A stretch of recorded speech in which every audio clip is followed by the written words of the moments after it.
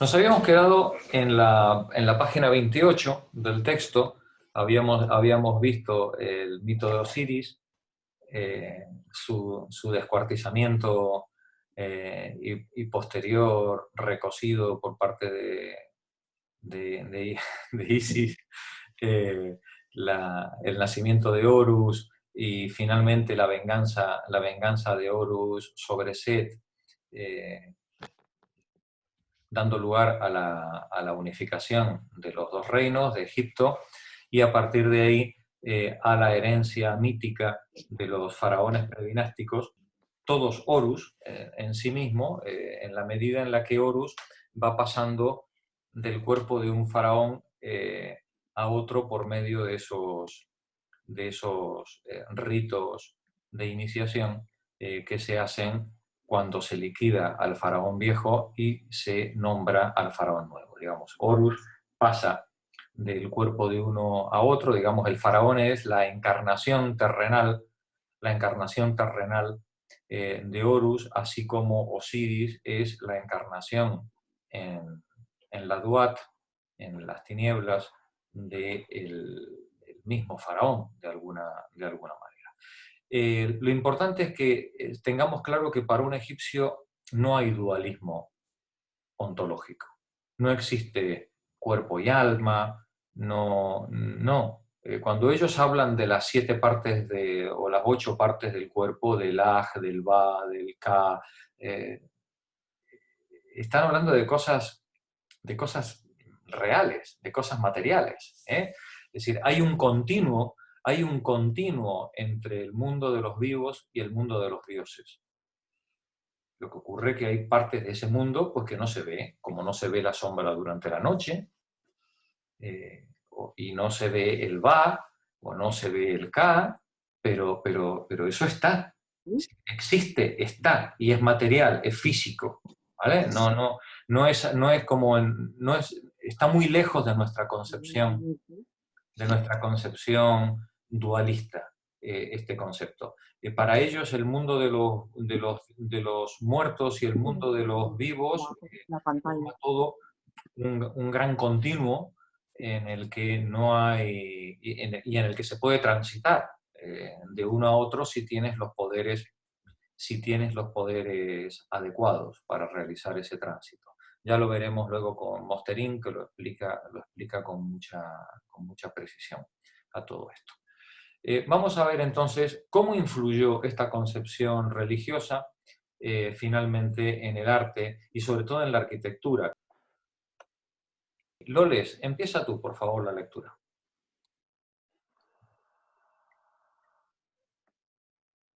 Voy. El arte en Egipto podría ser clasificado de acuerdo a la utilidad de las obras que han llegado hasta nosotros, según 4 ámbitos bien definidos. En primer lugar, el ámbito funerario, es decir, la construcción y decoración de tumbas. En segundo lugar, el ámbito religioso, la edificación y embellecimiento de los templos dedicados a la adoración de diferentes divinidades. En tercer lugar, existe también un factor de propaganda política, identificable en las efigies de los gobernantes y en algunos de los relieves de los grandes templos. Y por último, cabe reseñar el ámbito de la vida cotidiana, el que remite a los objetos de uso común, mobiliario, cerámica, orfebrería, así como a los restos de edificaciones civiles y residencias privadas. Todos estos ámbitos estuvieron influidos de uno u otro modo por las ideas religiosas y escatológicas del pueblo egipcio. En lo referente al ámbito funerario, indudablemente, tanto la construcción como la decoración de los recintos destinados al enterramiento estaban condicionados por la costumbre que imponía el libro de los muertos, inspirado en la narración del mito de Osiris. El cuerpo debía mantenerse incorrupto para así poder disfrutar plenamente de la vida de ultratumba, permitiendo al mismo tiempo que los componentes espirituales del cuerpo reconocieran su receptáculo originario. En el más allá, el egipcio podría disfrutar de todos sus bienes y propiedades, de ahí que fuera imprescindible llevarse todos esos bienes al reino de Osiris.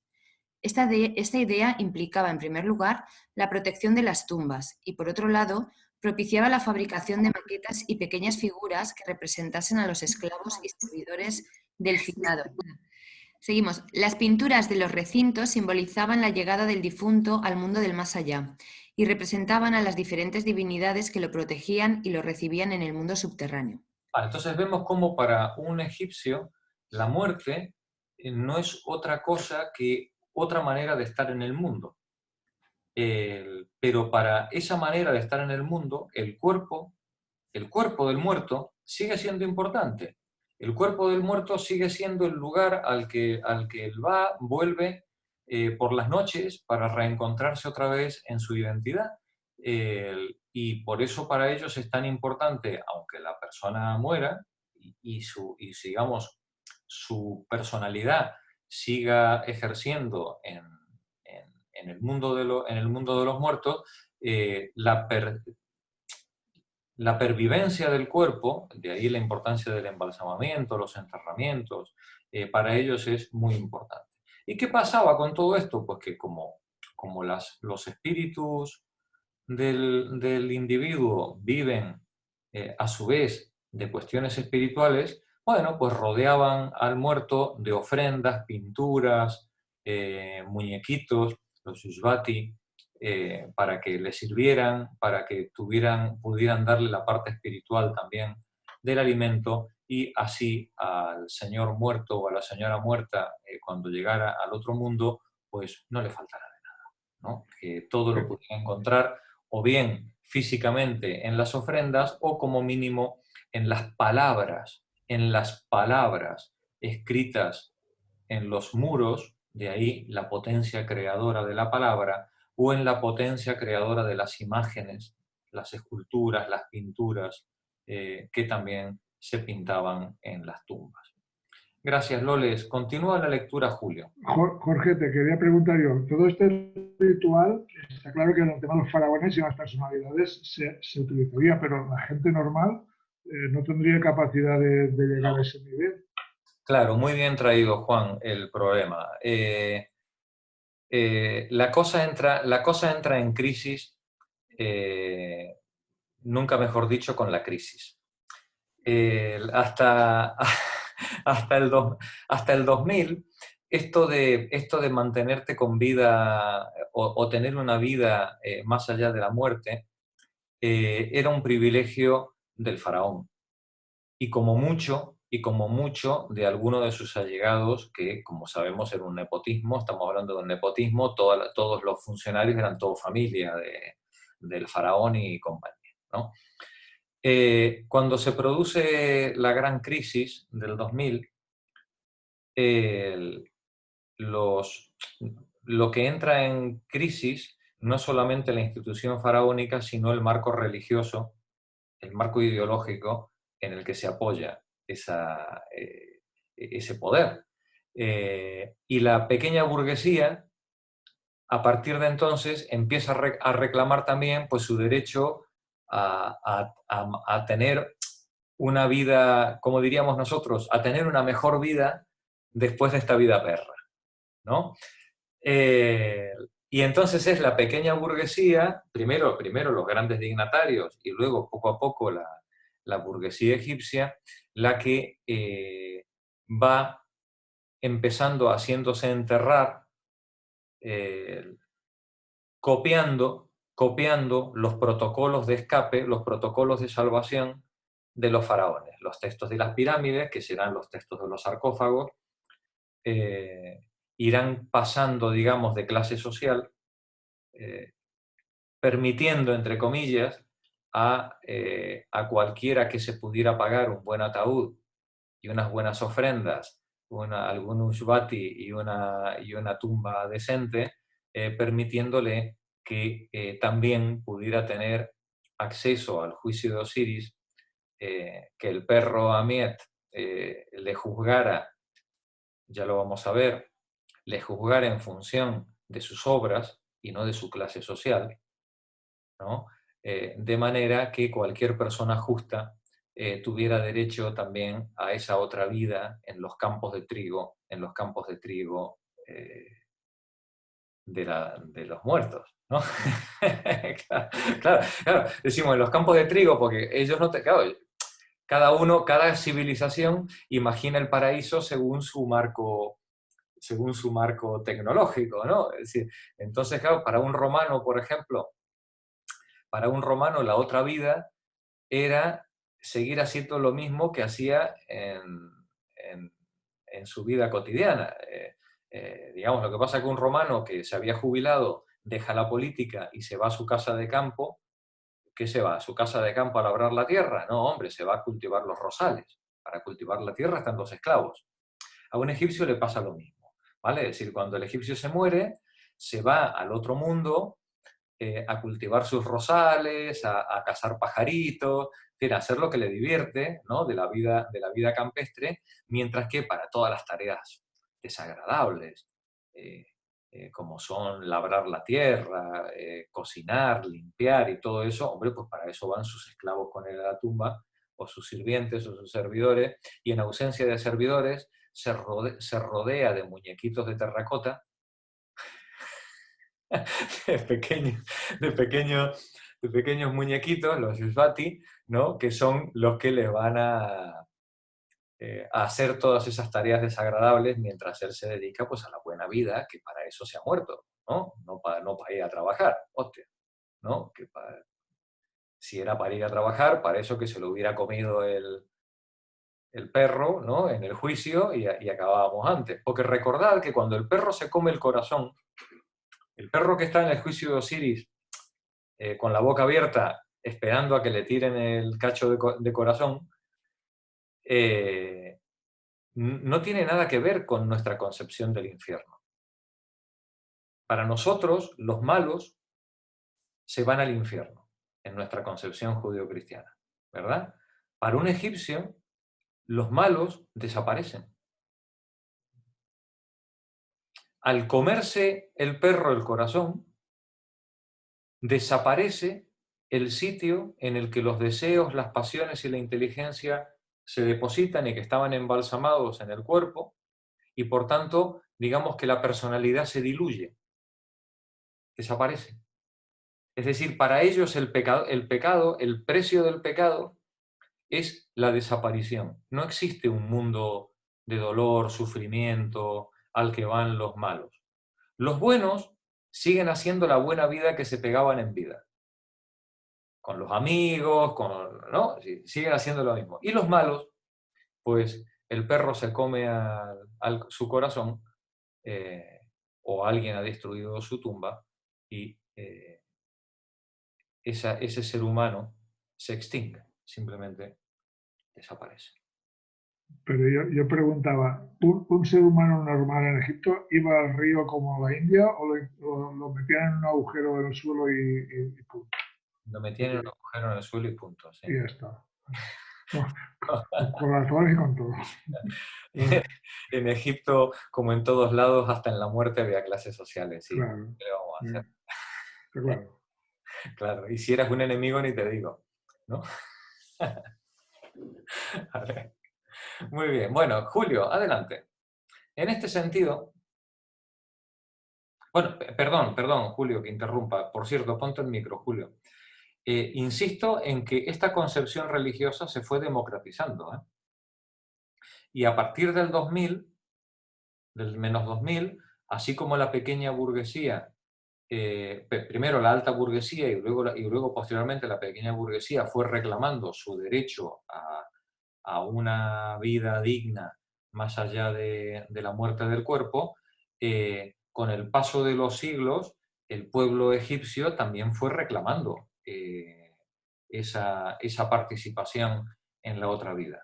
Y seguramente cuando lleguemos a la época griega, la muerte estará bastante, entre comillas, democratizada y cualquiera que se pueda pagar los rituales mágicos funerarios adecuados podía tener cierta pretensión eh, a una pervivencia más allá de la muerte del cuerpo. ¿Sí, Juan? Estamos ante un proceso, claro, estamos ante un proceso histórico de 3.000 años o 4.000 años, ¿no? Continúa la lectura, Juanra.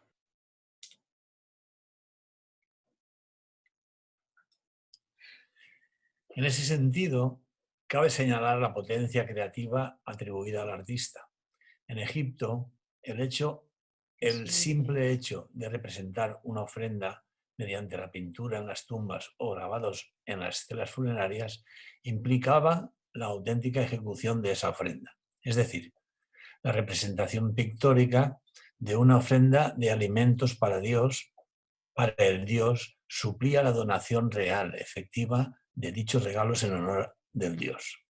El artista recreaba aquello que estaba representado. Igual que la palabra tenía poder creador y dador de vida, escribir o relatar regalos al Dios bastaba para que estos cobraran entidad. Recordemos del poder creador de la palabra de Ptah, ¿no? Del dios Ptah que crea por medio de la palabra. Aquí tenéis una imagen de una ofrenda, ¿no? Aquí vemos cómo la ofrenda consiste precisamente pues, en una figurilla de en este caso, pues de pescadores, parecen, ¿no? Pescadores. ¿Sí? Parecen pescadores. Muy bella imagen. Continúa, Juanra. Voy. Vamos a ver cómo entendían ellos la organización del mundo, ¿no? El Sol. El Sol estaba protegido por una red que los egipcios denominaban Eka y que se le podría definir como un campo de fuerza cargado de energía mágica. ¿El Sol qué era? El Sol no era otra cosa que Ra, ¿no? Que va en su barca durante el día, pasa por encima de nosotros de este a oeste, garantizando el orden sobre el mundo, y cuando llega al oeste vuelve otra vez a pasar por debajo nuestro, por la noche pasa por debajo nuestro para volver a salir otra vez por la derecha.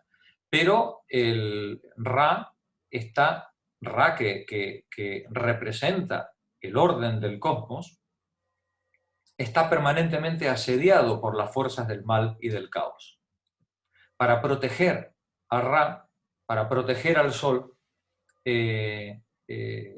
la creación ha generado una red, un campo de energía que protege a Ra de los desastres que puedan venir de la serpiente malvada del caos. Adelante, Juanra. Una vez concebido el universo... Una vez concebido el universo, el Dios creador reveló este particular poder mágico a todos los dioses y hombres, para que lucharan contra la serpiente Apophis, símbolo del caos.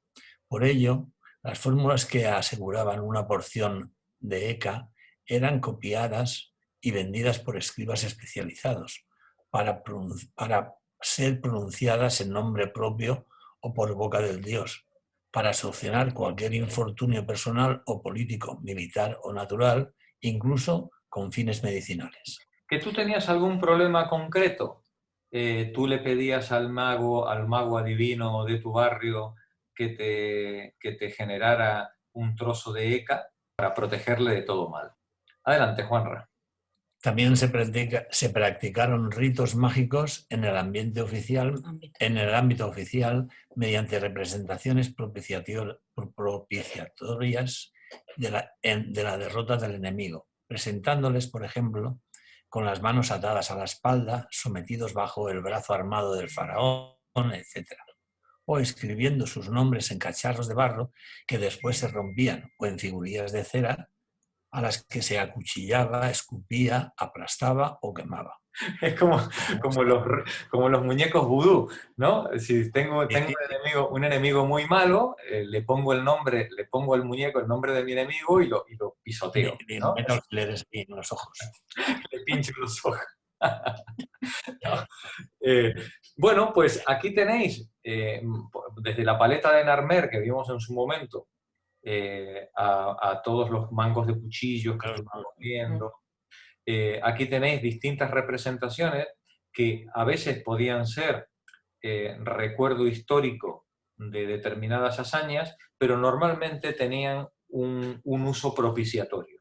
Si yo quiero protegerme del enemigo, dibujo al enemigo atado, sometido o muerto, y de esa manera, pues bueno, el poder creador de la imagen y de la palabra me asegura que al enemigo alguna pupa le va a llegar. ¿no? Entonces, lo que nosotros vemos siempre a los faraones es a los faraones y a los altos dignatarios siempre rodeados, como vemos en estos signos jeroglíficos, rodeados de enemigos o foráneos, o en este caso serpientes, monstruos, atados, cortados, maniatados, como fórmula propiciatoria, como fórmula anticipatoria de los males que le deseamos a nuestro enemigo, ¿no? En este caso, por ejemplo, Sandalias. estas son las sandalias de, no me acuerdo de qué faraón. Ramsés. Puede ser Ramsés III, sí. Templo de Ramsés III pone. Ahí está. Bajo al pie de foto. Sí, ahí está, gracias. Si veis las sandalias, que aparte de ser una obra de arte impresionante, las sandalias, no sé si os dais cuenta de qué es lo que hay dibujado en las sandalias. Son todos enemigos. Para que el faraón pise y vaya caminando todos los días sobre ellos. Así el faraón se levanta por la mañana, se pone las sandalias. ¡Qué astucia! Y dice...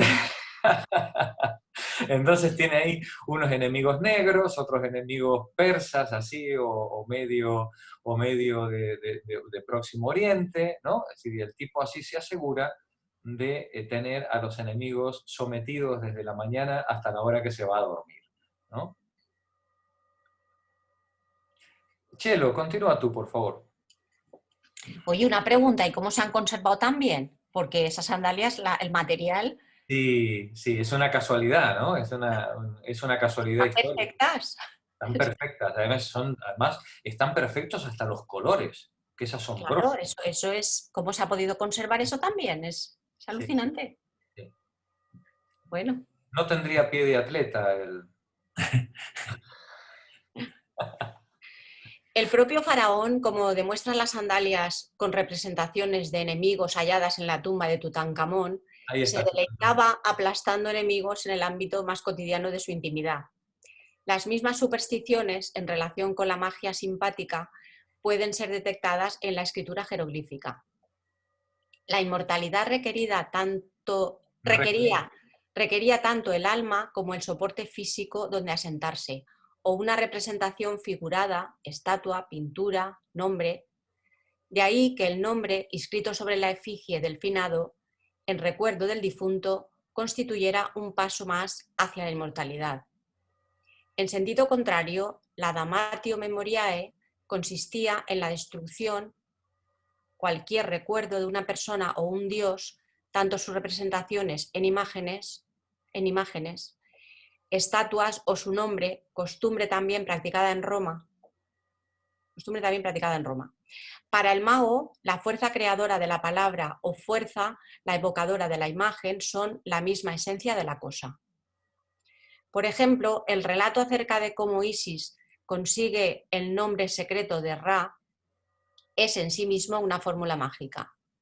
El nombre de Ra, desconocido tanto para los hombres como para los restantes dioses, está tan íntimamente unido a él que el dios lo ocultaba por miedo a ser dominado por un mago del modo anteriormente descrito. Como la palabra tiene poder creador, si alguien conoce mi verdadero nombre, puede hacerme daño. Es decir, me vuelvo vulnerable en el momento en el que los demás conocen mi verdadero nombre. Por eso los egipcios tenían 8, 10, 12 nombres, ¿no? Es decir, y el verdadero, ese, teóricamente, solo lo podía saber la persona interesada. Sigue la lectura, Víctor Romani. No obstante, Isis, a través de su magia, consigue el nombre de Ra y todo el poder que oculta con una sola condición impuesta por el dios solar, que lo transmita únicamente y bajo juramento a su hijo Horus. Aquí, el gran poder que implica la posesión del nombre de Ra es transferido del dios solar, padre del faraón, de quien éste participa tras su muerte en una unión mística y eterna, a Horus, encarnación del faraón reinante. En una palabra, por esta fórmula, tanto el nombre como su poder quedan siempre dentro del ámbito del más alto dignatario egipcio. El templo egipcio constituye la casa del dios, donde la divinidad desarrolla su vida cotidiana, atendido por un clero especializado que se encarga de encender las lámparas, romper los sellos con que se cerraban las puertas, vestir y perfumar la imagen del dios y presentarle las ofrendas de alimentos y libaciones que constituyen su comida diaria. Daos cuenta que los sacerdotes tratan a la estatua como si fuera el dios en persona. Lo visten, lo perfuman, le dan de comer, ¿vale? Es decir, lógicamente, la estatua solo se come la parte espiritual. Los sacerdotes se comen la parte material. Claro, no lo van a tirar. por eso todos los sacerdotes suelen estar tan gordos. Claro. Continúa, Víctor. Pero las divinidades egipcias podían acudir como huéspedes a los templos de otras divinidades vinculadas con ellos, dando lugar en algunos casos a constantes procesiones en lujosas barcas a través del Nilo. ¿Vale? Es algo similar a lo que ocurría en Mesopotamia, en el que los dioses se iban a visitar unos a otros, ¿no? Y con ellos todo su séquito. También lo hacían los egipcios, solo que a través del Nilo. Bueno, aquí tenemos la sala hipóstila del templo de Karnak, este monumento impresionante del arte y de la arquitectura, como pocos. El viaje a Egipto, solo este templo, solo ver Karnak merece el viaje. Es algo tan abrumador que se tarda meses en tomar conciencia de lo que se ha visto allí, ¿no? Continúa, Víctor, por favor. Pero el dios, además, tenía el encargo de mantener el orden en el mundo, el equilibrio entre el bien y el mal.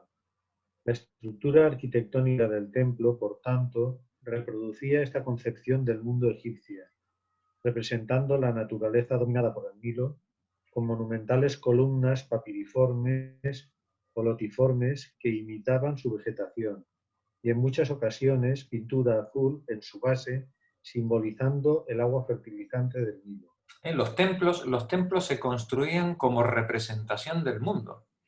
Igual que la pirámide constituía una representación de la isla originaria del mundo, los templos se construían en representación del mundo. En este caso, el templo de Karnak, imitando pues, plantas de loto con el azul del río abajo y el cielo estrellado en los techos, ¿no? Adelante, Víctor. Asimismo, se decoraban los techos con elementos cósmicos, especialmente con estrellas que recuerdan el símbolo jeroglífico de Sotis, y el pavimento, generalmente de piedra de color negro, recordando el fértil limo que personificaba a Osiris. Aquí tenemos otra imagen del templo de Karnak. Lo que pasa es que, claro, que lamentablemente la coloración de las paredes y techos, pues bueno, pues ha quedado muy deteriorada, ¿no? En este caso, el techo representa pues el cielo estrellado con los dioses en la cúpula, ¿no? Continúa, Víctor. Las defensas mágicas se concretaban en grabados y representaciones que presentaban al faraón venciendo a los representantes del caos, generalmente animales considerados nocivos como el hipopótamo, el antílope o el cocodrilo. El faraón era el oficiante de todas las ceremonias, como garante de la fertilidad y la seguridad del país, aunque generalmente los sacerdotes le sustituían. La protección mágica se completaba con la delimitación de un temenos o recinto sagrado al que solo podían acceder los sacerdotes convenientemente purificados. Así se creaba una especie de oasis aislado del caos que evocaba a un tiempo la idea de la creación, la colina primigenia en la que se iniciaban las primeras cosmogonías, rodeada por las aguas del océano primordial, el Nun. Un auténtico símbolo del aislamiento geográfico del país que se tradujo no solo en el pensamiento religioso, sino también en un sentimiento nacional que los egipcios plasmaron como emblema de identidad en todas sus manifestaciones artísticas. Gracias, Víctor. Bueno, este textito ya sabéis que era un popurrí que yo hice de numerosas fuentes, de numerosos textos, para poder tener una visión de conjunto un poquito más coherente con respecto a la manera en la que los egipcios pensaban. Y yo creo que con ese popurrí que hemos hecho, la lectura que vamos a hacer ahora de Estar y de Mosterín va a ser una lectura más rica, porque cada vez que ellos nombren algo, espero que ya nos vaya sonando o ya nos suene lo que habíamos estado leyendo previamente. Rosa, ¿te apetece continuar la lectura?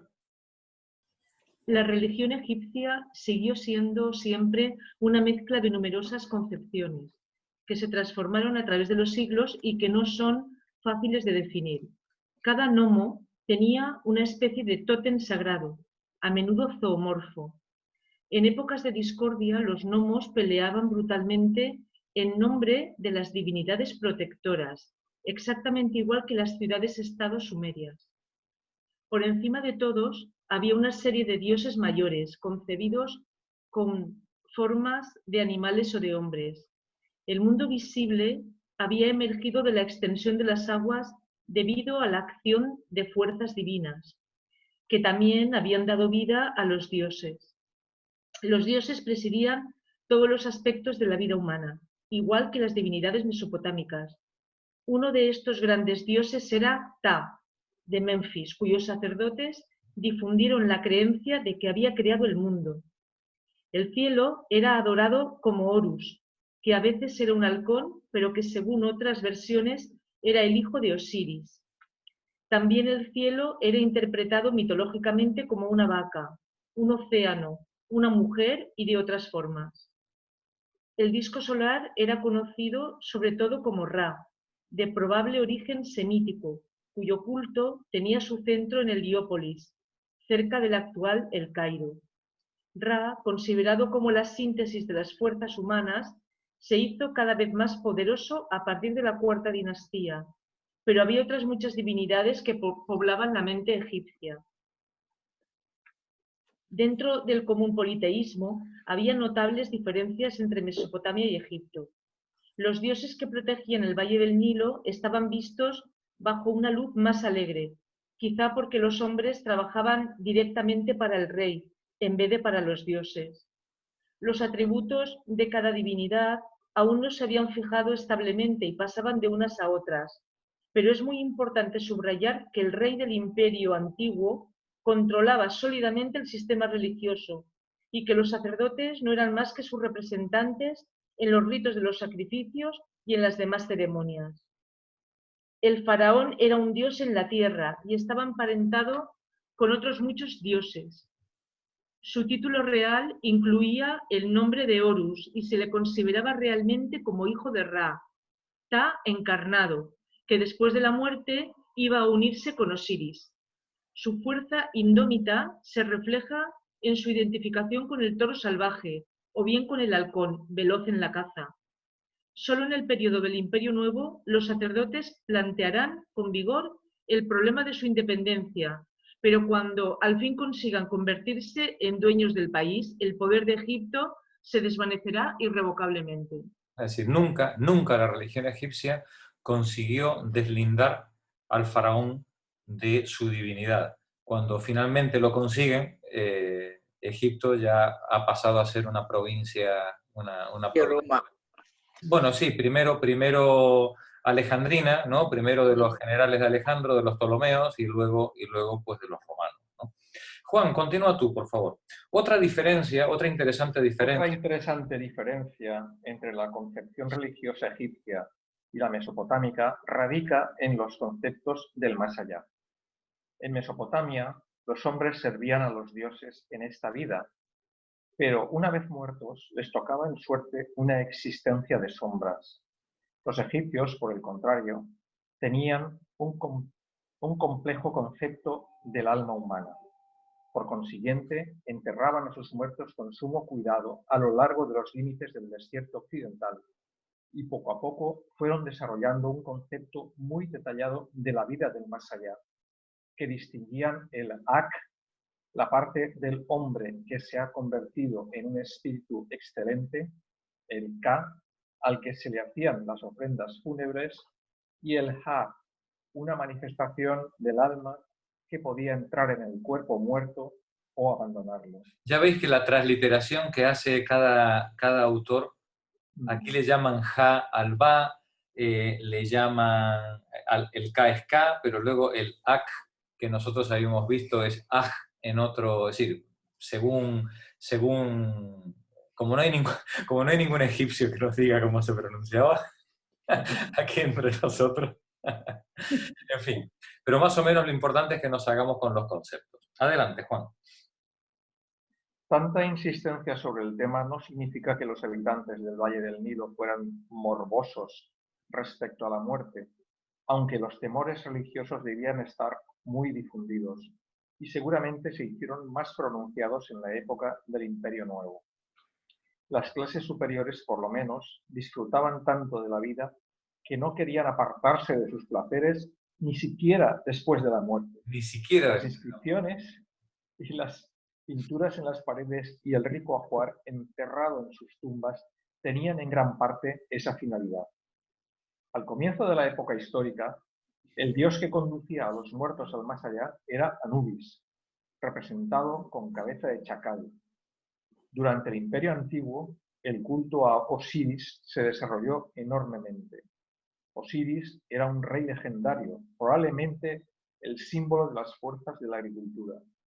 Como solía ocurrir en otras partes del Próximo Oriente, los cultos de la fertilidad, enlazados con la agricultura, engendraron en la mente del hombre conceptos análogos y paralelos sobre la supervivencia del alma humana. Según el antiguo mito, Osiris murió a manos de su salvaje hermano Set, que a veces parece simbolizar el desierto, y su cadáver fue arrojado al Nilo. Su mujer Isis recuperó el cuerpo y lo resucitó durante el tiempo necesario para engendrar un hijo. Este hijo era Horus, que al final vengó el crimen de Set y se convirtió en rey de Egipto. Osiris entró en el mundo subterráneo de los muertos, en cuyo rey se convirtió, y admitía en su reino a los difuntos tras haber examinado su conducta durante la vida terrena. En el Imperio Nuevo se le representa pesando las almas, mientras pone en el otro platillo de la balanza una pluma para comprobar si estaban suficientemente limpias de las culpas terrenas. Gracias, Juan. Bueno, ya veis el juicio, cómo luego esto pasará transformado a nuestra mitología judeocristiana, ¿no? Pero estamos ante una concepción de la moralidad y de la vida ultraterrena muy similar ya a la que nosotros tenemos. Una pregunta. Adelante, Luis. ¿Y esto los egipcios no desarrollaron algún tipo de escepticismo respecto a su propia teología o algo así? A ver, repite la pregunta que se ha cortado. Sí, si no desarrollaron algún tipo de escepticismo, de actitud escéptica respecto a esto, Bueno, en los textos que os he colgado en los materiales compartidos, son textos, principalmente hay dos periodos de crisis, en los que en esos periodos de crisis aflora el escepticismo. ¿Realmente los dioses son tan todopoderosos como dicen? Y si son tan todopoderosos, ¿por qué toleran el mal? O no son tan todopoderosos como decían. A ver si va a resultar que no son tan dioses. Ya. ¿No? Digamos, pero ¿cuándo se produce, digamos, esos conatos? Y digo conatos solamente porque Egipto no dio lugar a una filosofía tan meticulosa y tan desarrollada como la que veremos luego en época griega o romana, ¿no?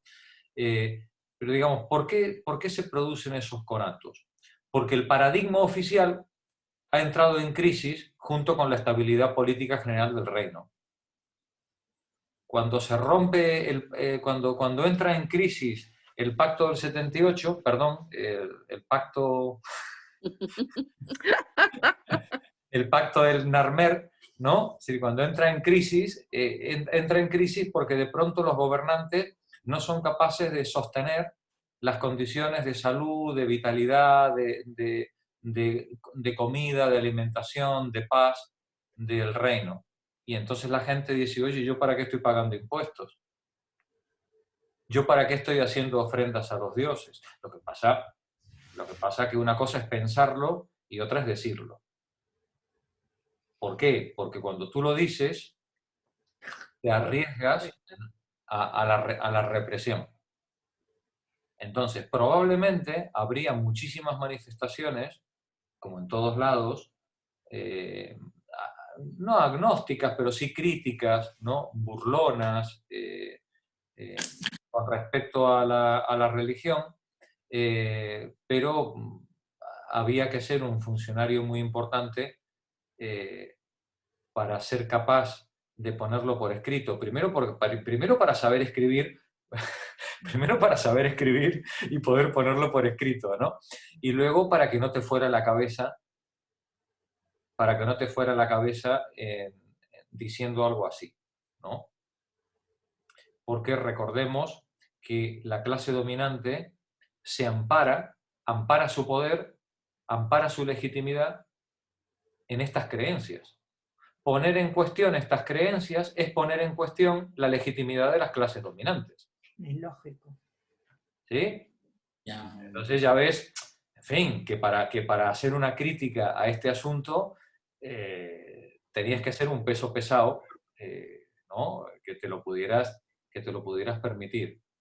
Ahora igual, ¿eh? Igual. Tampoco hay que cambiar.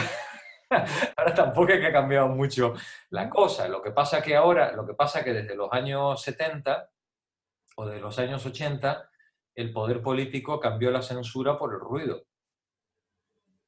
Cuando tú quieres acallar a un disidente político, desde 1980, lo único que haces es inundar los canales de comunicación de basura, de ruido, y entonces ya no se le oye. Hasta los años 80 ibas a buscarle a las 3 de la mañana y le pegabas una paliza, ¿no? Digamos, se ha producido un avance. Como dice Marta, hay un avance. Hay un avance en los sistemas de censura, digamos, ¿no? Es decir, hoy la censura se hace por medio del ruido. Lógicamente, cuando el ruido no es bastante, pues entonces van y te pegan la paliza también, ¿no? Es decir, pero bueno, pudiendo hacerlo con ruido es mucho más económico. Por ejemplo, hoy me hacía gracia un tuit de uno de nuestros políticos, del Pablo Iglesias, ¿no? Que dice que se había jugado una apuesta con su jefe de prensa. Dice, ¿qué te juegas? Que en cuanto salga lo de los 4 millones del rey, yo soy portada en los periódicos. Efectivamente. ¿No? Digamos, claro. ¿Cuál es la manera que tiene el poder político de evitar que se hable de lo que no quieres? Hablando de otra cosa. De otra cosa. ¿No? Y haciendo mucho ruido con esa cosa. Haciendo mucho ruido con esa cosa. ¿Vale? Sara, continúas tú la lectura. Además de las rituales celebraciones anuales de las hazañas de Osiris, florecía una enorme cantidad de prácticas sepulcrales y de costumbres religiosas para proteger al muerto en su viaje de ultratumba. Si los nobles que podían ser enterrados cerca de las pirámides en las que reposaban los reyes del antiguo Egipto adquirían mediante esta proximidad la esperanza de asegurarse la vida eterna, solo al rey le estaba permitido ir a unirse con Osiris. Los textos de las pirámides de la quinta y sexta dinastía proporcionaban fórmulas mágicas para este fin y consejos sobre el modo de asegurarse la entrada en el más allá. Una pregunta. Sí. Entonces, ¿esto significa que, bueno, no lo sé, pero que conforme se fue avanzando en el tiempo, era como que algunos dioses traían información que podían utilizar los nuevos faraones fallecidos o dioses? No. No. Lo que quiere decir es que la información que antes era solo privilegio de los faraones empieza también a caer en manos de los altos dignatarios, de la alta burguesía y finalmente de la pequeña burguesía con el paso de las centurias. Y todo el mundo... Pero son los mismos. Son los mismos. Se basa en el libro de los muertos o en las mismas creencias. Efectivamente. Solo que se van modificando ligeramente los rituales. Si en el texto de las pirámides, en los textos de las pirámides, la figura que va ante el juicio de Osiris es el faraón, en el texto de los sarcófagos, la figura que va ante el juicio de Osiris es el mercader. Dirían según modas, está bien. Vale, sí, según el difunto, ¿no? Digamos, reescribimos, el tío encarga a un escriba que decore su ataúd con las cosas que a él le interesan, ¿no? Es decir, entonces, si vamos a representar el juicio de Osiris en mi ataúd para que yo tenga claro, una vez que me muera, las fórmulas que tengo que pronunciar para superar las distintas pruebas, oye, que me pongan a mí, ¿no? Sí, está claro. Voy a liar. Si no la voy a liar. Y si me equivoco de nombre y pronuncio el que no es, ¿no? Vale. Literatura y ciencias. Para tener un cuadro completo de la cultura egipcia del Imperio Antiguo, es preciso valorar, además de los aspectos artísticos, políticos y religiosos, los resultados conseguidos en la literatura y en las ciencias. En estos dos sectores, los progresos de los egipcios fueron muy limitados. Las artes, como hemos visto, fueron estimuladas por la consolidación del absolutismo real y por la evolución del concepto de la supervivencia del alma, y en los milenios segundo y primero tendrán una notable influencia sobre todo el Próximo Oriente. Estas mismas fuerzas motrices influyeron mucho más débilmente en otros sectores de la vida cultural. Al haber elevado la figura del faraón a un nivel divino, el egipcio ya no sentía, como el sumerio, la necesidad de meditar sobre la naturaleza de los dioses y sobre el significado de la vida, o de inventar figuras de héroes que tuvieran la función de mediadores entre los dioses y los hombres. Es que Dios, no hacía falta toda esa elucubración porque Dios estaba ahí, ¿no? Es decir, estaba delante tuyo. Adelante, Sara. La trágica figura de Gilgamesh nunca habría podido surgir en la tierra del Nilo, que no creó un mito ni una épica significativos para ilustrar la situación del hombre. Además de encantamientos, fórmulas mágicas y loas de los reyes, la literatura egipcia comprendía también narraciones de viajeros, cuentos y manuales de consejos para tener éxito en el mundo. También las ciencias egipcias permanecieron en un nivel práctico relativamente bajo.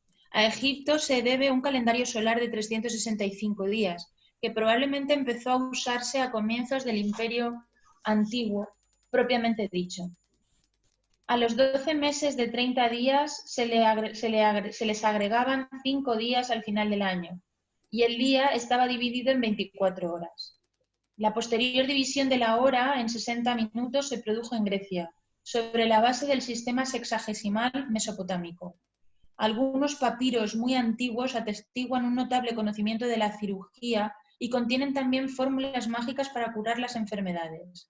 En matemáticas y otros terrenos, además, Mesopotamia había hecho progresos de mucho mayor alcance. Un invento tan funcional como el uso de los vehículos con ruedas no se conoció en Egipto hasta la época del Imperio Nuevo.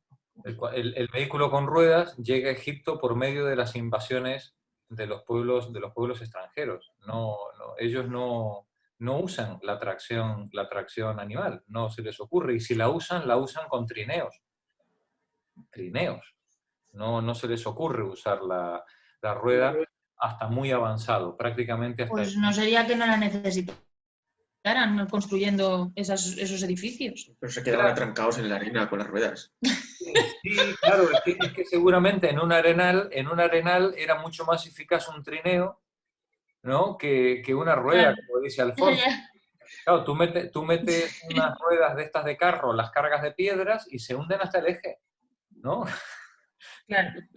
Claro, es que hay desarrollos tecnológicos que solo tienen sentido en un determinado entorno ecológico, en un determinado entorno cultural, y en otro el mismo desarrollo tecnológico no tiene ni pies ni cabeza, ¿no? Este desarrollo en el Egipto antiguo, en el Imperio antiguo, el desarrollo de las artes, las letras y la ciencia, os decía que dio lugar a algunos textos muy importantes que os he colgado en los materiales. Tenéis los textos de las pirámides, que son todos los textos que todavía hoy se pueden ver cuando visitáis cualquiera de las pirámides, que son del 2500. La sátira de los oficios, que es un ejercicio, la sátira de los oficios es del 2400. Es un ejercicio didáctico en el que un maestro enseña a su pupilo, el escriba, y le explica las bondades de aprender a escribir. Si aprendes a escribir, ya no tendrás que doblar el lomo para trabajar, no vas a tener que ensuciarte las manos, la gente te va a respetar más, la gente respeta más al que escribe y al que piensa que al que pega martillazos o al que labra. Cuando tengas problemas, si sabes escribir, te podrás defender mejor, ¿no? Digamos, le va el maestro, pero no pretende ser un libro de moral. Es simplemente un libro de ejercicios, son cuadernillos de ejercicios para que los pupilos vayan practicando la caligrafía y de paso se vayan concienciando sobre la importancia de aplicarse al estudio. ¿No quieres acabar en el andamio como tu padre? Estudia. ¿No quieres morirte de hambre? Estudia. ¿No quieres ir a la cárcel o quieres defenderte como Dios manda? Estudia, ¿no? Esta es la sátira de los oficios, que data nada menos que del menos 2400. ¿Vale? Nada menos.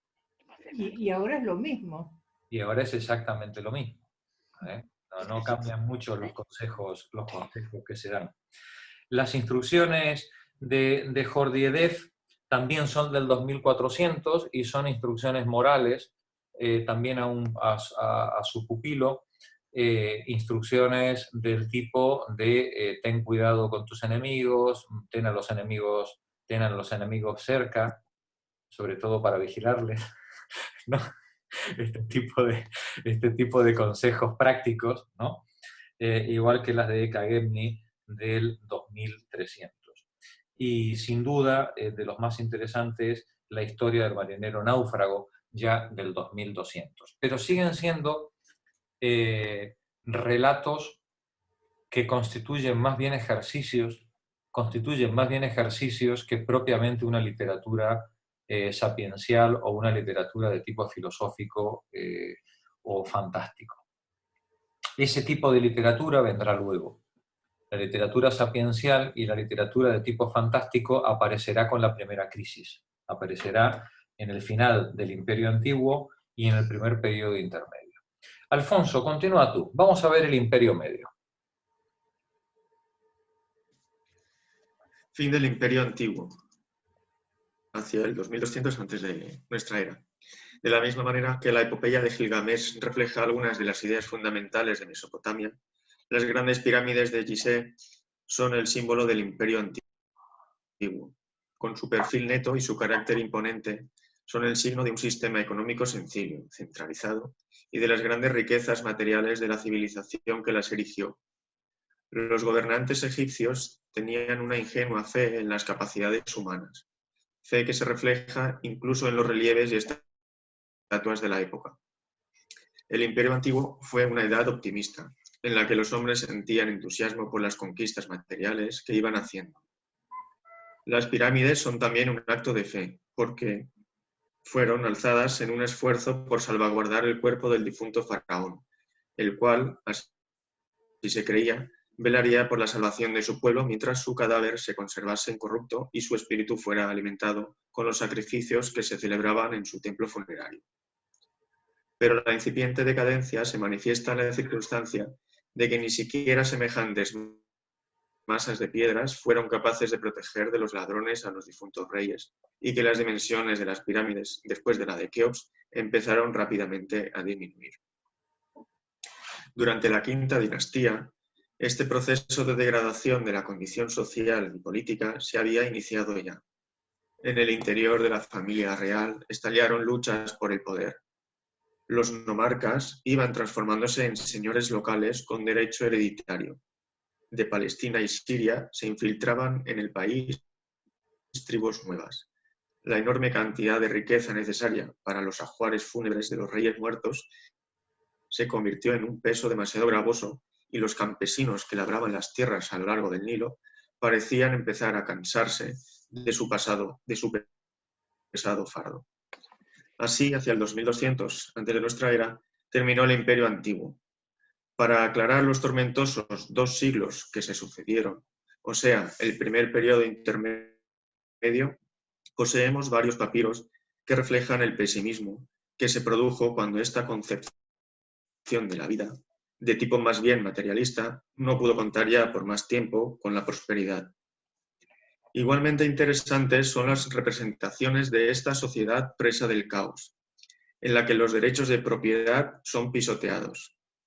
Incluso en las ideas sobre ultratumba ya no se tienen en cuenta las antiguas restricciones. Los nobles, y quizá alguien más, derecho a unirse con Osiris después de la muerte, un derecho que anteriormente estaba reservado solamente a los reyes. Gracias, Alfonso. El primer periodo intermedio es literariamente muy interesante. Voy a tratar de compartir con vosotros algunos de los pequeños textos que tenéis en el dossier. Vamos a ver, por ejemplo, el canto del arpista. Este canto del arpista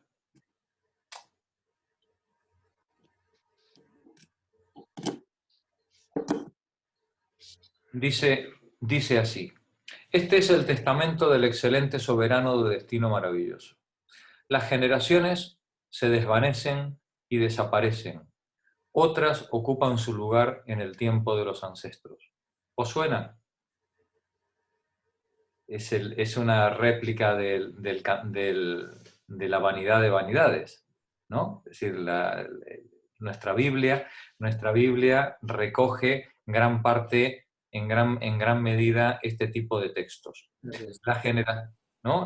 Las generaciones se desvanecen y desaparecen.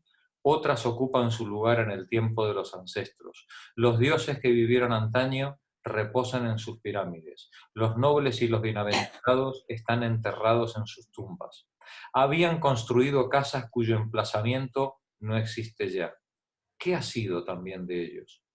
He oído las palabras de Imhotep y de Jardedef que se citan en Proverbios y han sobrevivido a todo. ¿Qué ha sucedido con sus posesiones? Sus muros se han desplomado. Sus dignidades han desaparecido como si no hubiesen existido nunca. Ninguno vuelve de allá abajo que nos cuente cuál es su suerte. Tú preguntabas antes, Luis, por el escepticismo con respecto a la religión, ¿no? Nos dice, nadie vuelve de allí para decirnos cuál es su suerte, que nos cuente lo que necesitan y tranquilice nuestro corazón hasta que nosotros lleguemos a ese lugar donde ellos ya han llegado, pero ninguno vuelve de allá. Que tu corazón, pues, se apacigüe. El olvido, cuidado, el olvido te es favorable. Ya no aspiramos a una vida incierta en el más allá. El olvido te es favorable. Desea el olvido y no pidas más cosas. Obedece a tu espíritu por tanto tiempo como te sea posible. Unge tu frente con mirra, vístete con lino fino, perfúmate con las maravillas verdaderas que forman parte de la ofrenda divina. Aumenta tu contento para que tu corazón no languidezca. Vive el presente, diríamos hoy. Genial, genial. Sigue tu deseo y tu felicidad. Colma tu destino sobre la tierra.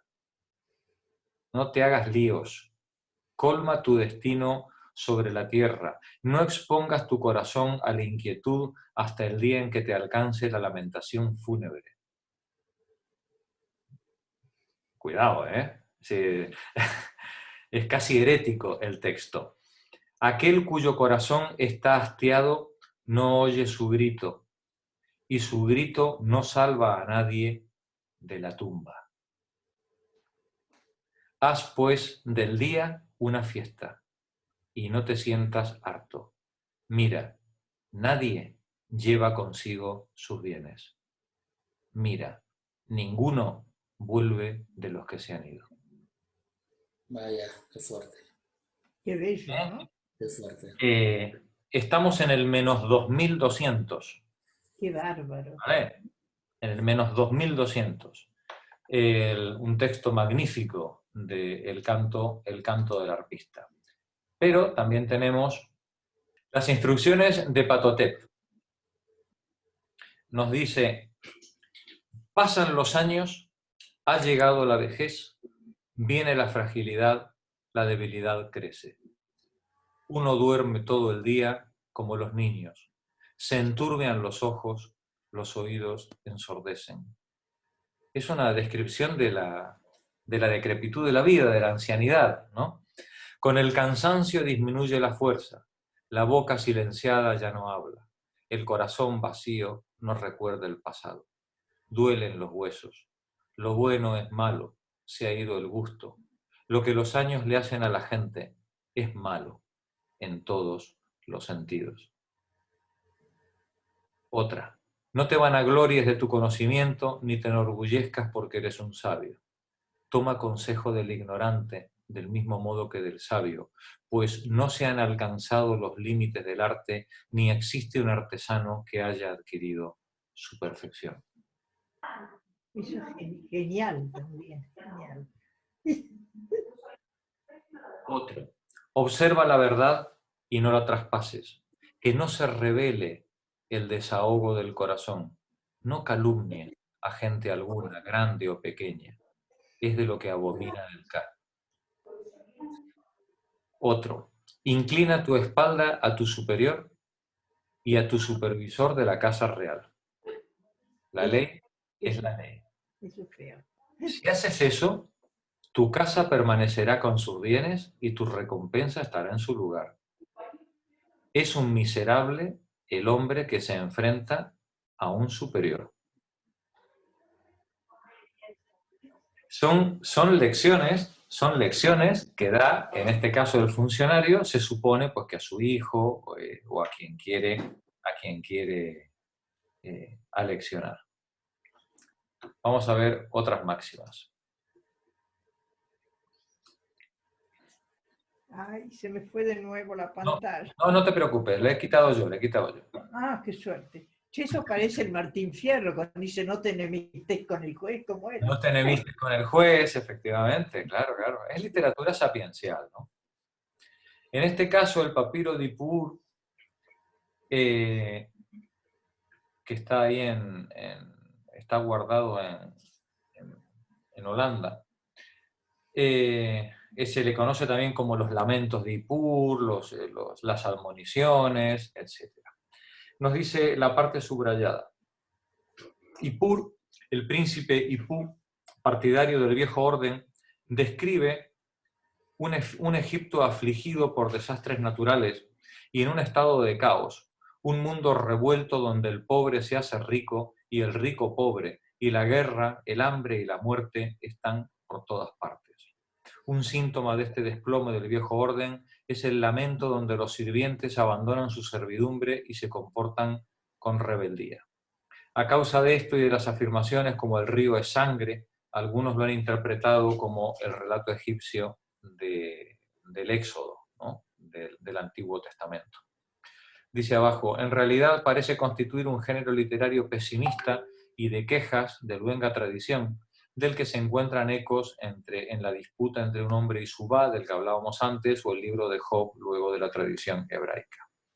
Que llegue el día en que la humanidad deje de existir, en que los hombres no engendren, en que ya no nazcan hijos, en que cese todo ruido sobre la tierra y no haya que luchar más. Tremendo, tremendo. Es el espíritu de este tremendo periodo intermedio en el que seguramente se rompió la cadena de mando, se rompió la organización política, los pequeños nomarcas se transformaron en señores feudales, cada uno en su pequeño feudo. La crisis y la hambruna seguramente asaltó Egipto y Egipto fue pasto de ataques también pues, de tribus foráneas, bien del lado semita o bien del lado nubio por el sur. Todo esto es lo que reflejan los textos de este periodo intermedio. Daos cuenta qué diferencia entre estos textos y los que habíamos visto del periodo antiguo. Los textos del periodo antiguo son textos, como decir, canónicos, ¿no? Son textos en los que lo que se está expresando es la ideología oficial, la ideología dominante. En estos textos del periodo intermedio hay miedo, hay desesperación, hay preocupación. Lógicamente los está escribiendo la clase dominante, pero es una clase dominante que teme por su vida, que teme por su seguridad. Ya nadie está seguro en su casa. Los pobres se hacen ricos, los sirvientes ya no obedecen a sus amos, ¿no? Están aterrorizados. Eso es lo que está reflejando estos textos del periodo intermedio. Continúa la lectura, Mercedes. El Imperio Medio, Mercedes. A ver, listo. El gobierno de los nomarcas duró solo hasta poco antes del 2000 antes de nuestra era. Después, los reyes de la 11ª dinastía, que gobernaban desde Tebas, muy en el interior del Alto Egipto, congregaron una vez más en un único estado el valle y el delta. Bajo sus sucesores, los faraones de la 12ª dinastía, el Imperio Medio 2052-1768, alcanzó su ápice. En general, la civilización egipcia continuó desarrollándose según las mismas líneas directrices fijadas anteriormente. Una de las características de Egipto fue precisamente haber conservado sus modelos iniciales durante más tiempo que Mesopotamia. Y sin embargo, el modo de vida del Imperio Medio fue notablemente distinto al del Imperio Antiguo, tanto desde el punto de vista artístico como desde el político y religioso. Como las artes y los oficios dependían casi por completo del mecenazgo de los faraones, los cuales garantizaban las materias primas necesarias y mantenían a los artesanos comprándoles sus productos, hubo una natural reanudación de la producción artística cuando se reconquistó la unidad política. Pero las proporciones de los edificios en el campo de la arquitectura se hicieron más pequeñas. Los cautos faraones de este tiempo ya no erigían pirámides para indicar el emplazamiento de sus tumbas. Esculturas, relieves pintados y objetos de lujo producidos por las artes menores han sobrevivido en notables cantidades. En este tipo de trabajos, la ingenua, aunque poderosa inventiva de las obras maestras del Imperio Antiguo cede ahora el puesto a obras más complejas y sofisticadas. Es decir, del Imperio Antiguo al Imperio Medio pasa el periodo intermedio. Y lo que resulta del periodo intermedio es, digamos, una vuelta a la modestia por parte de los faraones, ¿no? Los faraones en el Imperio Antiguo estaban exultantes, gozaban de una enorme prosperidad y podían extraer ingentes masas de plusproducto con las que hacer todo su desarrollo artístico, todo su control político, sus pirámides, sus grandes construcciones, sus templos. Pero cuando llegó la crisis se llevó por delante toda esa confianza. y de resultas de esa crisis del periodo intermedio, el nuevo poder político que consigue reunificar Egipto y volver otra vez a tener el control sobre todo el territorio, sabe que determinadas ostentaciones ya no se pueden volver a hacer.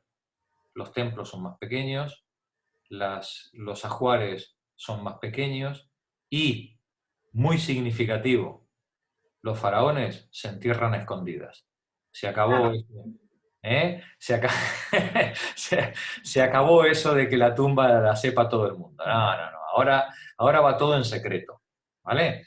No vaya que no dure muerto ni una semana, ¿no? Después del entierro.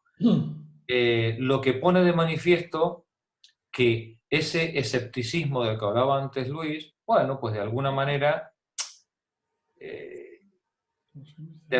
se empieza a disociar, digamos, el poder de la violencia del marco ideológico y religioso que antes le permitía funcionar sin necesidad de utilizar la violencia, ¿no? Ahora vemos que para mantener la legitimidad real ya no es tan sencillo como antes, ¿no? Ya no es tan sencillo como antes. Y eso obliga a que el poder político se dote de otros instrumentos, ¿no? Instrumentos de control social de otra manera. Pero ya no basta la religión ni basta la ideología dominante para mantener el orden sobre la ciudadanía, ¿no? Sobre la población. Adelante, Mercedes. Los faraones de la 12ª dinastía seguían siendo, desde el punto de vista político, el centro del país, y su poder militar era un fenómeno más evidente que en los siglos anteriores. Reactivaron y protegieron el comercio con el exterior, que se hizo más amplio de lo que nunca había sido en el pasado. Parece que durante cierto tiempo los faraones dominaron parte de la costa siria, por ejemplo, el puerto de Biblos. Las minas de Sinaí se explotaron intensivamente. Este es el marco de la expansión geográfica del Imperio Medio, es el marco de la historia de Sinué. Sí. Adelante, Mercedes. Reactivaron y protegieron. Objetos egipcios se han hallado incluso en Creta, y estos modelos contribuyeron a la aparición en la isla de la gran civilización que se denominó minoica. Objetos egipcios se han hallado en Creta, que lo veremos en el capítulo siguiente, ¿no? Y seguramente Creta se vio fuertemente influenciada por la civilización egipcia. Adelante, Mercedes. Pero a pesar de todo, los faraones no eran dueños absolutos de su país como lo habían sido los reyes de la 4ª dinastía. Los nobles habían conquistado una posición de relativa independencia tanto en este mundo como en el de ultratumba. Seguían dominando las comunidades locales y enterraban a sus muertos en los centros de la provincia y ya no junto a las tumbas reales. Para garantizarse la vida del más allá, se apropiaban de los símbolos reales de la época anterior e invocaban a Osiris con las fórmulas mágicas de los textos de las pirámides, para convencerles de que eran dignos de entrar en su reino.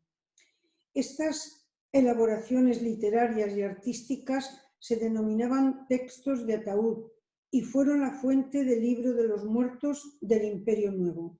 Los textos de los sarcófagos o textos del ataúd, que luego pasaría al libro de los muertos ya absolutamente democratizado y en manos de cualquiera, ¿no? Paco, continúa tú. Mientras que los reyes del Imperio Antiguo confiaban ampliamente en sus parientes para que los ayudaran y aconsejaran en el gobierno de Egipto, la burocracia gubernativa del Imperio Medio parece haberse abierto con relativa facilidad a cualquiera que hubiese aprendido el difícil arte del escriba. Es decir, al final los escribas se van transformando en una clase aparte, una clase privilegiada, que es la que gestiona la administración. Adelante, Paco. Un rey aconsejaba a su hijo: respeta a los nobles y haz prosperar a tu pueblo. Pero también le decía, no hagas distinción entre el hijo del noble y el hijo del pobre. Otro consejo, más torvo aunque apócrifo, se lo da el faraón Amenemhet I, poco después del 2000 antes de nuestra era, a su hijo. Mantén a distancia a quienes te están sometidos. Incluso cuando duermas, vigila tú mismo a tu corazón. Y este ensayo sobre el modo práctico de gobernar prosigue narrando el asesinato del rey por sus cortesanos. Aquí lo tenemos estas son las instrucciones del rey Mericare a su hijo. Continúa, Paco. Intereses morales. El sentimiento político y religioso del Imperio Medio presenta características morales que tienen un gran interés para quien se ocupe del desarrollo del pensamiento egipcio. Durante toda su historia, los egipcios concibieron el orden cósmico como algo querido por la justicia, Mat, y según sus creencias, los dioses generalmente favorecían al justo. Sin embargo, los custodios terrenales de esta justicia, los faraones, eran ahora esculpidos o descritos en las obras literarias de una manera decisivamente distinta del Imperio Antiguo. Aunque las estatuas de los reyes tenían aún un aspecto que inspiraba un reverencial temor por su sobrehumana majestad, a veces sus cabezas retrato eran estudiadas con cuidado. Esto atestiguaba su preocupación por asegurar la justicia y el buen gobierno de sus súbditos. La literatura, que había conseguido ya un estilo mucho más maduro, contiene gran número de cuentos populares que subrayan este aspecto del gobierno de los faraones.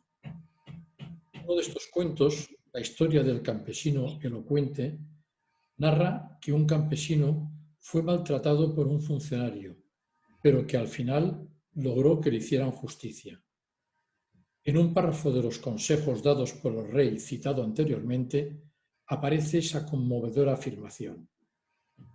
Es más aceptable el carácter de un justo que el buey de quien hace el mal. Parecidas anotaciones morales se encuentran también en las alabanzas de un siervo del rey, que alimentó a los pobres, protegió a las viudas y los huérfanos, no calumnió a los demás en beneficio propio y no aceptó regalos mientras administraba justicia. José María, continúa tú. Mientras que en tiempos del Imperio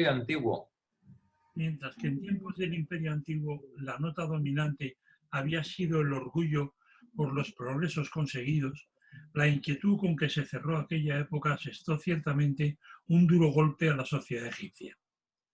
Los habitantes del Valle del Nilo se vieron empujados, muy a su pesar, igual que sus hermanos del tercer milenio de Mesopotamia, a reflexionar, al menos por un momento, sobre algunos problemas inherentes al nacimiento de la civilización. Esta reflexión no fue tan continua como la que se elaboró después el pensamiento hebraico en torno a la justicia divina o como el pensamiento filosófico griego. El pensamiento egipcio era demasiado práctico y se desarrollaba en un plano mucho más sencillo. En Egipto, los problemas se concebían de modo materialista porque la vida estaba directamente administrada por el rey Dios y sus ayudantes. Por consiguiente, las profundas divisiones entre las clases sociales clarísimas en Mesopotamia eran en Egipto un problema menos urgente. Por eso los matices éticos de las concepciones de la vida que encontramos en el Imperio Medio son poco más que un momentáneo relámpago de luz. En Egipto no se podía llegar fácilmente, y de hecho no se llegó, a formular netamente, que no sé esto, netamente las... lo tengo borrado. Exigencias morales. Ah, sí, aquí está. Netamente las exigencias morales de una vida civilizada y el lazo entre estas exigencias y las ideas religiosas. Los egipcios del Imperio Medio ni siquiera llegaron a concebir el mundo del más allá en términos inmateriales. No, para ellos, el mundo del más allá era tan material como este, aunque no le pudieras tocar ni le pudieras ver. ¿Vale? Adelante. En sus tumbas solo podemos advertir una preocupación creciente por proveer al muerto de abundantes materiales para el viaje al más allá. Los museos modernos han sacado de estas tumbas enormes cantidades de maquetas de jardines, de cervecerías, de barcas, de concubinas, de siervos, llamados usanti, o sea, figurillas que responden, que debían servir a los ricos allí enterrados u ocupar su puesto en el trabajo para los dioses. Decadencia del Imperio Medio. También durante el Imperio Medio se rebelaron las fuerzas independentistas locales. Dios, ¿qué has dicho? Los catalanes. Los nomarcas, claro, y los nubios le plantan cara a un poder político central debilitado, claro. Una inquietud general llevó de nuevo a una ruptura de la unidad política hacia el siglo XVIII antes de nuestra era, e incluso a una dominación extranjera, al menos en el territorio del Delta. Tras el segundo periodo intermedio, 1786-1575, antes de nuestra era, Egipto se vio implicado mucho más directamente en los acontecimientos del Próximo Oriente. Para estos sucesos, así como lo que ocurrió en la Babilonia de Hammurabi, serán tratados en el siguiente capítulo. Cuando acabe este periodo medio, vendrá otro periodo de crisis en el que los señores feudales harán frente al poder político y se provocará una nueva desmembración del país, incluyendo invasiones por el sur e invasiones por el norte, las de los Hicsos por un lado, y sublevaciones de los pueblos nubios que estaban esclavizados, entendámonos, tampoco es que fueran independentistas a nuestro estilo, esos estaban esclavizados de verdad, y darán por tierra con la organización política del Imperio Medio durante una buena temporada. Luisa, continúa tú, por favor. Vamos a ver cómo era la organización social en este tiempo, muy brevemente. Vale. Las primeras sociedades civiles, caracteres de la cultura en el Próximo Oriente. Un examen, por breve que sea, del desarrollo de Mesopotamia y Egipto hasta el año 1700 antes de nuestra era, proporcionará al investigador amplia materia de reflexión. Yo pregunto una cosa, chicas. Hemos estudiado Mesopotamia y Egipto. ¿Os ha cambiado la visión de vuestro presente? No. Que es muy parecido. No, muy parecido. ¿Os ha sorprendido ese parecido? Y sí, lógico. Parecían tan lejanos, ¿no? Los mesopotámicos y los egipcios, y resulta que estaban entre nosotras, ¿no? A mí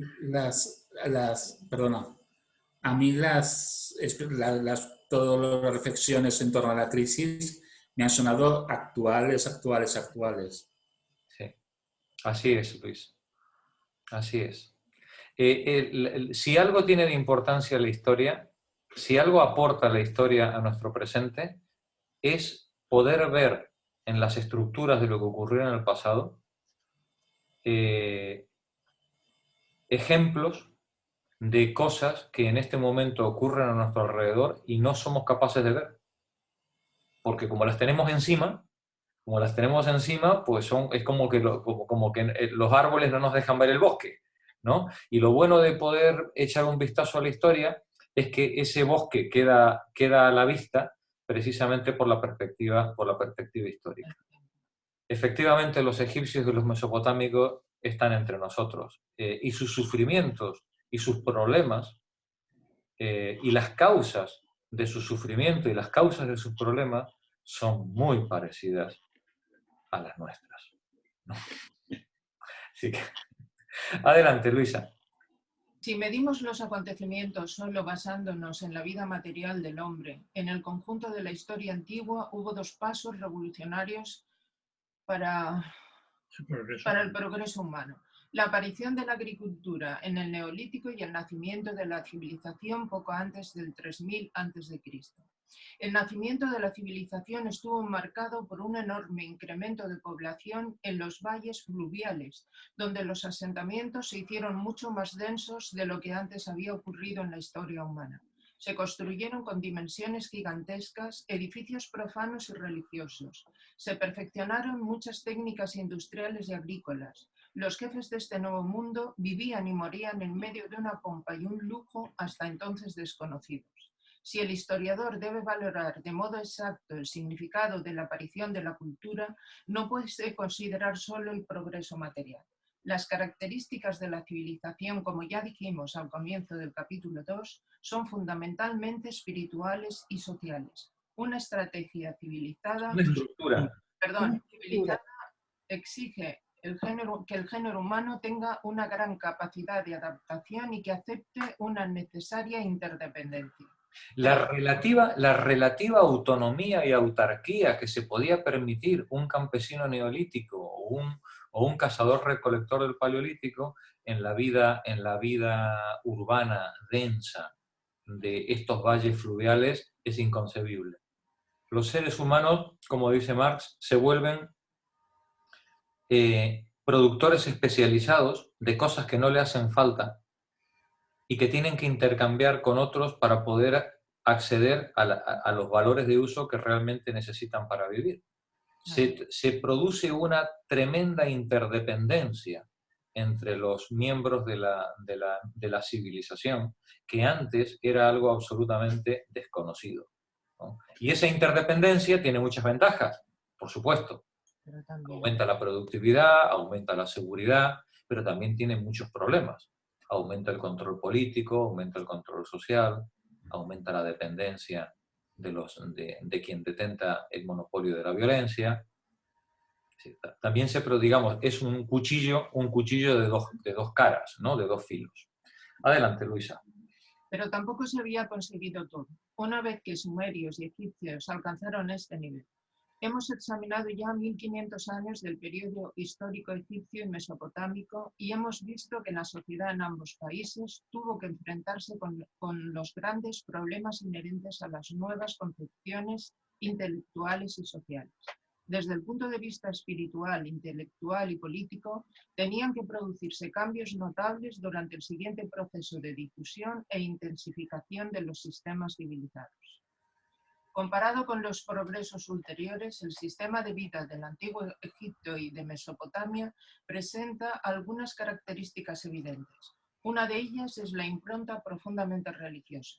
La religión, en realidad, ha sido siempre una fuerza muy importante de la cultura humana, porque gracias a ella el hombre se explica a sí mismo el significado de la existencia y hace visibles las fuerzas desconocidas que simultáneamente frenan y estimulan las acciones de todos los hombres. Pero en el Próximo Oriente Antiguo todos los aspectos de la vida estaban enlazados entre sí y sometidos todos a la religión, en un nivel que raramente se consiguió después en los tiempos antiguos. Los dioses se concebían como una fuerza reguladora de la naturaleza, sus cualidades morales eran casi enteramente secundarias. Las necesidades materiales de una población agrícola aparecían con toda evidencia en el puesto eminentemente atribuido a los cultos de la fertilidad. La observancia de las ceremonias mágicas y rituales tenía un gran papel tanto en la vida cotidiana como en la actividad del Estado. Gracias, Luisa. Pepa, adelante. En el conocimiento científico está muy clara la tendencia al pensamiento práctico, a fijar normas convencionales. Los intereses científicos se encaminaban sobre todo a la finalidad de clasificar y de dar un nombre a cada objeto. Entre los artistas y el mundo que los rodeaba, se interponían numerosas convenciones inmutables, a menudo insuperables, e incluso los requisitos de las obras venían impuestos por los sacerdotes y los mecenas reales. El pensamiento literario asumía con frecuencia la forma del mito. Los campos del conocimiento aún no se habían especializado y diferenciado, y se exploraban mediante los instrumentos del pensamiento abstracto.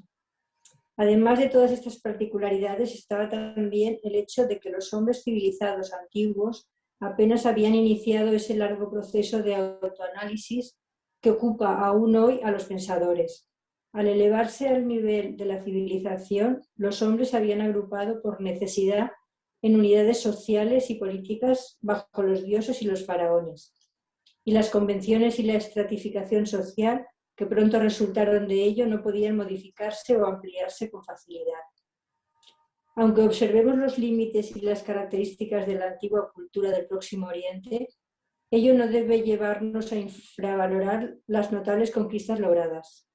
Además de imperialistas como Sargón I, existían reformadores como Urukagina. La mayoría de los artistas producía obras convencionales, pero los que proyectaron las pirámides y esculpieron la estatua de Micerino con su esposa fueron verdaderos artistas, con una técnica perfecta y una gran creatividad artística. En la metalurgia aplicada, en las técnicas agrícolas, en la astronomía, en las matemáticas y en otros muchos terrenos se habían echado unos sólidos cimientos para los progresos sucesivos.